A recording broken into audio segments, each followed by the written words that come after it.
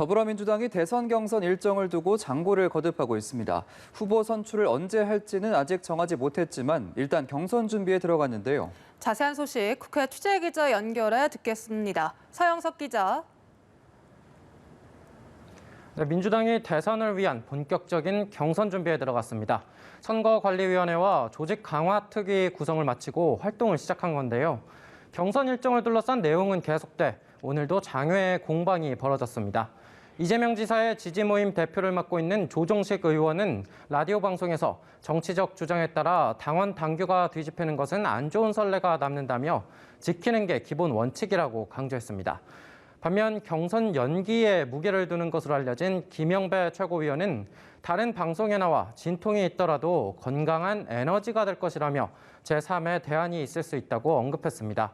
송영길 대표는 오늘 라디오 방송에서 경선 연기 여부를 당무위나 전당원 투표로 결정해야 한다는 주장에 대해 그러면 당대표를 왜 뽑았느냐고 반문했는데요. 이어 경선 일정 변경을 위한 상당한 사유 여부의 판단권은 당대표와 지도부에 있다고 강조했습니다. 민주당은 오는 25일 최고위원회를 열어 선거 일정을 포함한 대선 경선 기획단의 기획안을 보고받은 뒤 최종 결론을 낼 계획입니다. 한편 윤석열 저격수를 자임한 추미애 전 법무부 장관이 오늘 파주에서 대선 출마를 공식 선언했습니다. 통일 한국의 미래를 설계하는 통일 대통령이 되겠다고 선언한 추 전 장관은 불평등과 양극화에 정의, 공정, 법치라는 전공법으로 싸워 이기겠다며 사람을 높이는 나라를 만들겠다고 강조했습니다. 당내 경선 일정을 둘러싼 논란에는 공허한 논쟁으로 허비할 시간이 없다고 일갈했습니다. 네, 국민의힘 지도부는 오늘 제주도로 향했습니다. 이준석 신임 대표의 광폭 행보가 연일 이어지고 있는데요. 관련 소식도 전해주시죠.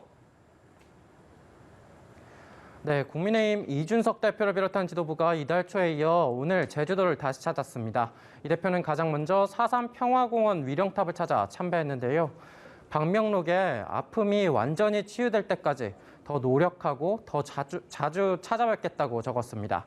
오후엔 제주도 청년들과 직접 소통하는 시간을 가졌는데요. 오늘 일정에는 당내 대선 주자 중 한 명인 원희룡 제주지사도 동행했습니다. 한편 야권의 유력 대선 주자로 꼽히는 윤석열 전 검찰총장의 이른바 엑스파일 논란이 계속되고 있습니다. 민주당 송영길 대표는 라디오 방송에서 대통령이 되겠다는 분인 만큼 조국 전 장관 부인과 가족에 대한 수사보다 검증 강도가 더 심해야 한다고 주장했습니다. 이어 자신에게는 엑스파일이 없다며 생산자로 야당을 지목했는데요. 국민의힘 황보승희 수석 대변인은 뜬금없다며 구태의연한 선동정치라고 즉각 반발했습니다. 이준석 대표 역시 송 대표를 향해 무책임한 주장이라고 비판했습니다. 다만 당 차원에서 엑스파일과 관련해 공식 대응할 계획은 없다고 못 박았습니다. 한편 지금 국회에선 대정부 질문이 진행되고 있죠. 어떤 이야기들이 오가고 있습니까? 네, 대정부 질문 이틀째입니다. 오늘 주제는 경제인데요. 첫 주자로 나선 국민의힘 양금희 의원은 대통령직 속 2050 탄소중립위원회 위원장을 맡고 있는 김부겸 국무총리를 상대로 원전 없는 탄소 중립은 구호만 있는 허구라고 비판했습니다. 민주당 장경태 의원은 청년들이 8,720원 최저시급에 2평도 안 되는 고시원에서 버티고 있다며 청년 문제를 꺼내들었는데요. 예산이 부족한 게 아니라 의지가 부족하다며 정치권에 관심을 촉구했습니다.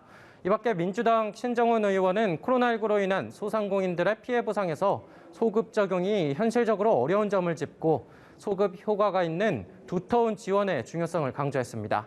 부동산 문제도 빠지지 않았습니다. 국민의힘 이주환 의원이 부동산 가격 폭등 문제를 지적하자 김부겸 국무총리는 국민의 기대에 미치지 못해 죄송하다고 사과했습니다.